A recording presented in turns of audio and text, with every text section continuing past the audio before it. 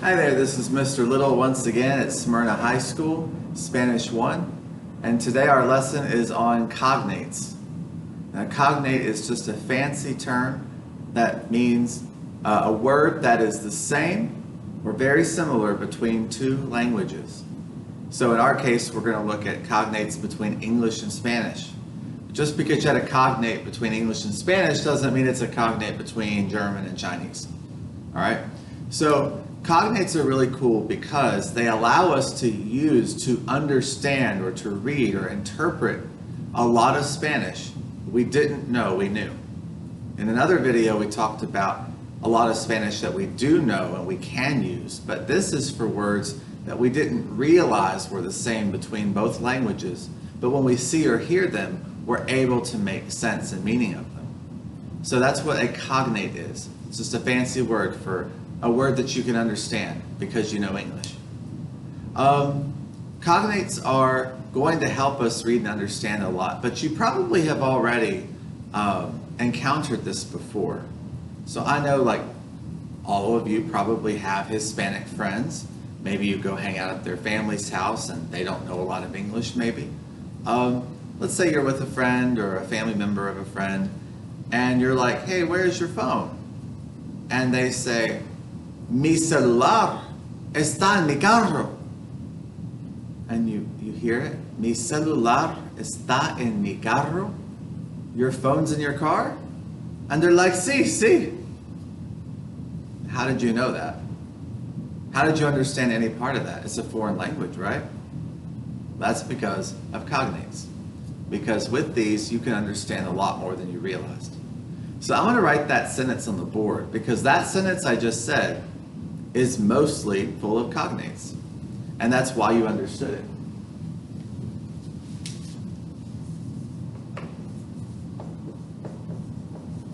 Mi celular está en mi carro. So let's break this down word by word. The word me sounds like the word M-E, me, but this is M-I, and it means mine.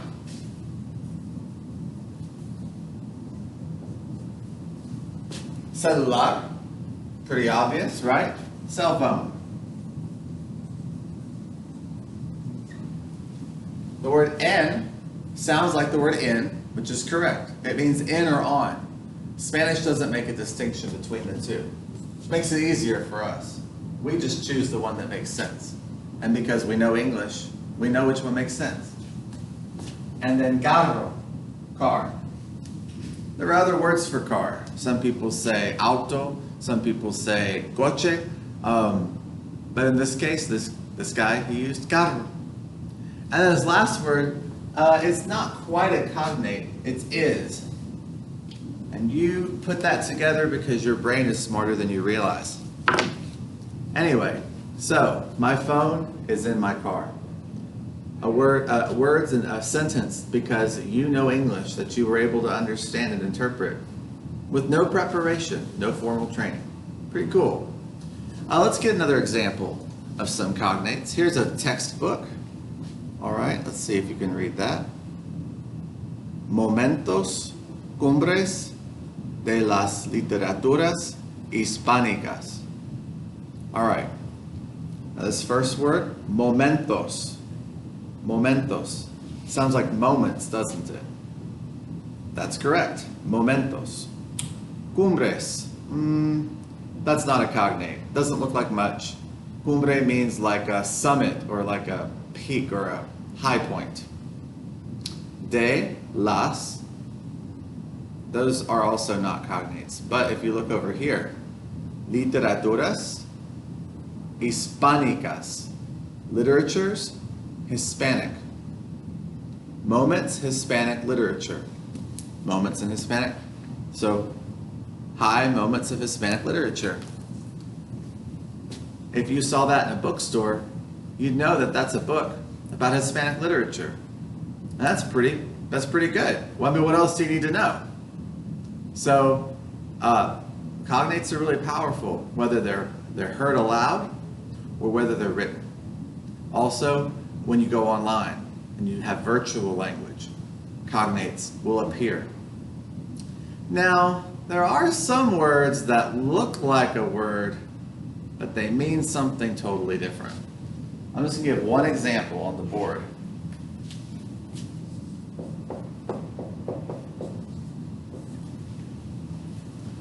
Éxito. Éxito. If I gave you this word, what does it look like? What do you think that word means? You probably said exit. And that is because it looks very much like the word exit in English. But in Spanish, it means success. Like if I said that someone had éxito, I would say that they're doing a good job, they are victorious, they win, right? So this is what we call a false cognate.